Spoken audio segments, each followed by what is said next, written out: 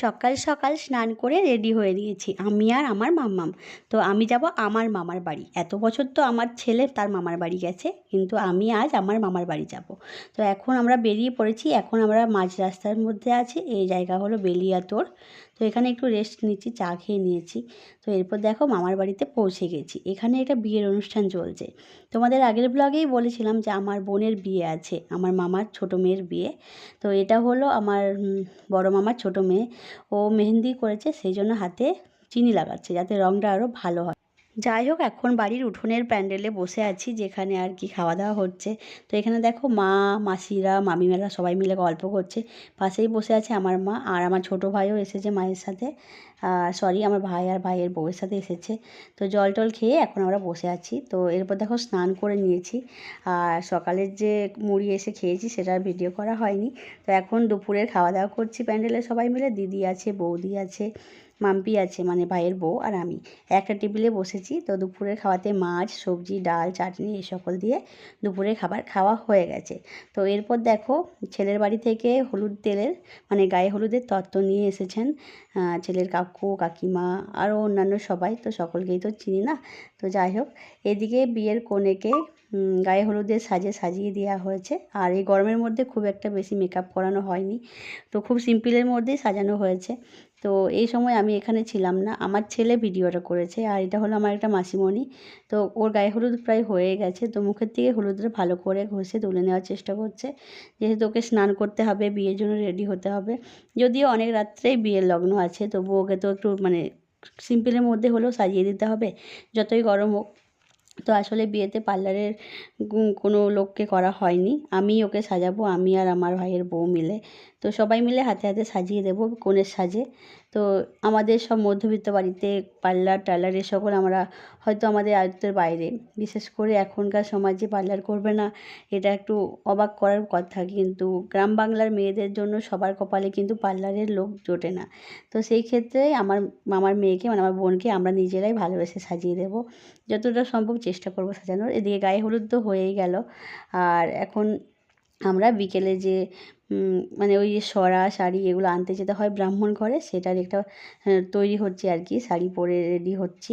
তো সবাই রেডি হয়ে গেছে, আর সবাই দেখো হলুদ শাড়ি পরেছে, আমিও লাল হলুদেই শাড়ি পরেছি। তবে আমি লাল হলুদ শাড়ি নিয়ে যাইনি। তো এটা আমার ভাইয়ের বউয়েরই শাড়ি, ও বললো দিদি তুমি এটা পরো। তো এই গরমের মধ্যে শাড়ি পরে মেকআপ করাটা খুবই কষ্টকর। আর এদিকে দেখো রান্নাবান্নার জোগাড় চলছে, এই রাতের রান্নার জোগাড় হচ্ছে এগুলো। তো রাতের রান্নায় কী কী আছে পরে জানিয়ে দেবো।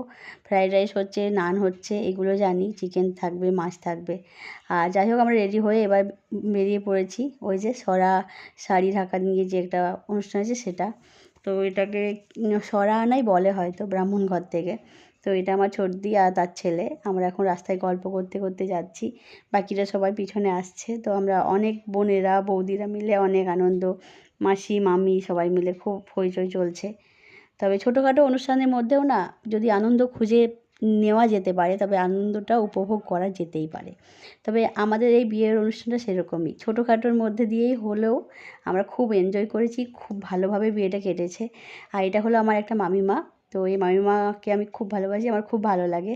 এক কথায় আমি এই মামিমার ফ্যান। আর এটা আমার একটা বৌদি ভাই, মানে আমার বড়দার বউ। বাড়িতে এখন একটাই বৌদি ভাই। তো যাই হোক, বড় মামার বৌমা। আর এই যে আমার ভাইয়ের বউ, আর এই পাশে দাঁড়িয়ে আছে আরেকটা মামিমা। এদিকে ওদের যা যা কাজ ওরা সবাই সেরে নিচ্ছে, আর তাদের মাঝে আমি ইনভলভ হতে পারলাম না। তার কারণ হলো ওই যে নখ কাটতে হয় সেটা আমার করা হয়নি, আমি শুধুই স্নান করে ফেলেছি, ওই জন্য সব জিনিসে আমি হাত দিতে চাইছি না। আর এটা হলো আমার ছোটো মামিমা, যার মেয়ের বিয়ে আজ। তো সিঁদুর পরানোর একটা রীতি এখানে এটাই চলছে।